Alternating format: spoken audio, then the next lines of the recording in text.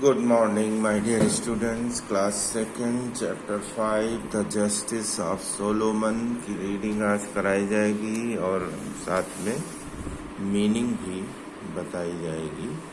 पहले रीडिंग करते हैं, अगर समय मिला तो मीनिंग भी बता देंगे, अन्यथा पार्ट 2 में बताई जाएगी। तो several kings and emperors were born in this world. They were the wisest and the most just. They looked after their pupil as their offsprings. But Solomon had a unique wisdom. Really, he was a just and wise king. Many people, both rich and poor, old and young, came to him for justice.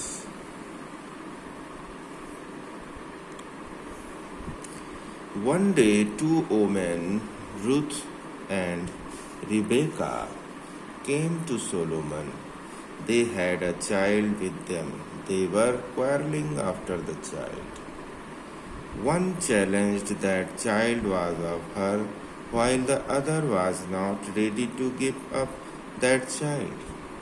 Solomon asked them what the matter was. Ruth said, "O king, this baby is mine, but this woman says it is hers, and she refuses to give it to me." Rebecca said, "Not so, my lord, the baby is mine. This woman stole it when I was not at home. The baby is not hers."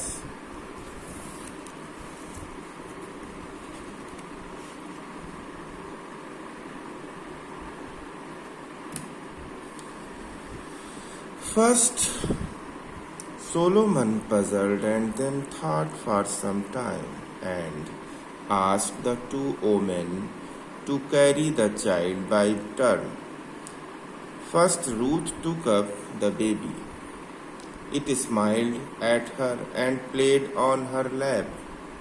Then Rebecca carried it. The baby again smiled and played. Solomon was again puzzled. Who could the real mother be? He thought. Then he said,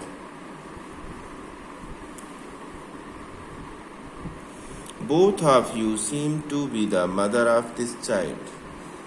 It is happy with both of you. Therefore you will both get the baby." He ordered his men to cut the baby into halves and give one half to Ruth and the other half to Rebecca. When the two women heard this, Ruth immediately cried out, "No, no, my lord, please don't cut the baby. Let Rebecca have it. I don't want my child to be cut." Solomon knew who the real mother was, for a real mother would never let her child die. She wanted her child to live even if it was with another woman. Solomon gave the child to Ruth and told Rebecca to beg forgiveness of Ruth. Rebecca did so, and Ruth in turn allowed Rebecca to play with the child whenever she wanted to do so. अब इसकी meaning भी समझा दे रहे हैं, क्योंकि समझ लें reading के बाद मीनिंग। Several kings, अनेक राजाएं, and emperors, सम्राट वर born in this world, इस संसार में अनेक राजा और महाराजा पैदा हुए। They were the wise, वो बुद्धिमान थे, वे बुद्धिमान थे। The wisest, सब सर्वोत्तम, सबसे बुद्धिमान थे। The most just, न्यायप्रिय थे। They looked after their pupil as their offspring. वे अपनी प्रजा का, अपने फसल की तरह अपनी प्रजा का रक्षा करते थे, देखभाल करते थे। But Solomon had a unique wisdom, लेकिन सोलोमन एक राजा हुआ था जिसके पास विलक्षण बुद्धिमत्ता थी। Really he was a just and wise king, वास्तव में वह एक बुद्धिमान और न्यायप्रिय राजा था। Many people both rich and poor, old and young, came to him for justice. कई लोग धनी हों या गरीब हों, बूढ़े हों या जवान हों, न्याय के लिए उसके पास आते थे। वन डे टू वोमेन, एक दिन दो औरतें, रूथ एंड रिबेका, रूथ और रिबेका नाम की दो औरतें, केम टू सोलोमन, सोलोमन के पास आईं। They had a child with them, उनके पास एक बच्चा भी था। दे वर क्वेरलिंग आफ्टर द चाइल्ड, बच्चे के लिए वे लड़ रही थी। One challenge that child was of her, एक चुनौती देती थी, कहती थी कि बच्चा मेरा है। While the other was not ready to give up, और दूसरी तरफ दूसरी भी उसे छोड़ने को तैयार नहीं थी उस बच्चे।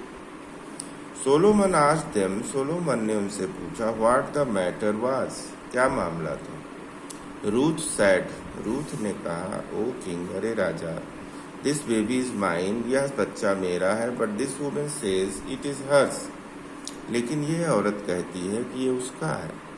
And she refuses to give it to me, और वो मुझे देने से इनकार करती है। रिबेका सैड, रिबेका ने कहा, नॉट सो, ऐसा नहीं है, my Lord, Maharaj, the baby is mine, बच्चा मेरा ही है। दिस वुमन स्टोल इट, इस औरत ने इसे चुराया, when I was not at home, जब मैं घर पर नहीं थी। The baby is not hers, बच्चा उसका नहीं है।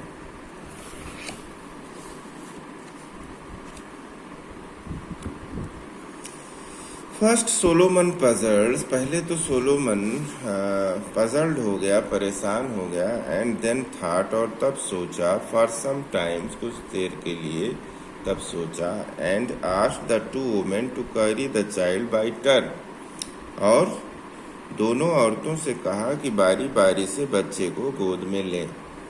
First Ruth took up the baby, सबसे पहले रूथ ने बेबी को लिया। It smiled at her and played on her lap, यह उसके पास मुस्कुराने लगा और उसके गाल में पर खेलने लगा।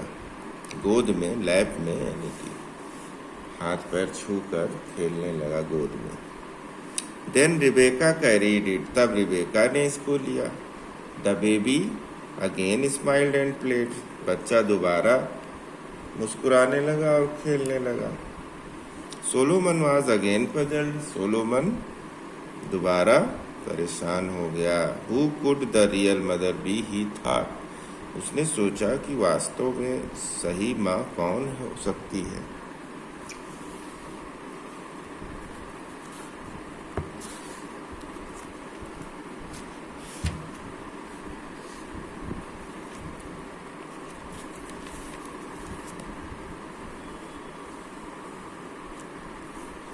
Then he said, तब उसने कहा, both of you seem to be the mother of this child, इस बच्चे की माँ के रूप में आप दोनों इस बच्चे की माँ लगती हैं। It is happy with both of you, यह आप दोनों के साथ खुश है। Therefore you will both get the baby, इसलिए आप दोनों को ये बच्चा मिलना चाहिए, मिलेगा। He ordered his men, उसने अपने आदमी को आदेश दिया कि to cut the baby into halves, कि इस बच्चे को दो पार्ट में काट दो। And give one half to Ruth and the other half to Rebecca, और एक हिस्सा रूथ को दे दो, एक हिस्सा रिबेका को दे दो। When the two women heard this, जब दोनों औरतें ने इसको सुना, Ruth immediately cried out, Ruth तुरंत चिल्लाने लगी, नो नो माय लॉर्ड, नहीं नहीं मेरे महाराज, please don't cut the baby, कृपया बच्चे को मत काटिए। लेट रिबेका हैव इट, इसे रिबेका के पास ही रहने दीजिए। I don't want my child to be cut, मैं अपने बच्चे को कटवाना नहीं चाहती। सोलोमन न्यू, सोलोमन जान गया, who the real mother was, कि वास्तविक माँ कौन थी। For a real mother would never let her child die, क्योंकि रियल मदर वास्तविक माँ कभी भी अपने बच्चे को मरवाना नहीं चाहेगी। She wanted her child to live, वो चाहती, वह अपने बच्चे को जिंदा चाहती थी। Even if it was with another woman, यहाँ तक कि यह दूसरे औरत के पास ही रहे लेकिन जिंदा रहे। Solomon gave the child to Ruth, Solomon ने रूथ को बच्चा दे दिया। And told Rebecca to beg forgiveness of Ruth, और रिबेका को कहा कि रूथ की से दया याचना करे। रिबेका डिड सो, रिबेका ने ऐसा ही किया। एंड रूथ इन टर्न, और इसके बदले रूथ ने allowed Rebecca to play with the child, Rebecca को भी बच्चे के साथ खेलना रहने की अनुमति दी। Whenever she wanted to do so, जब कभी भी उसे ऐसा करने का मन हो तो वो बच्चे के साथ रह सकती है, खेल कूद सकती थी। इस तरह से ये लेसन कंप्लीट हुआ। Thank you very much. Meaning complete हुआ।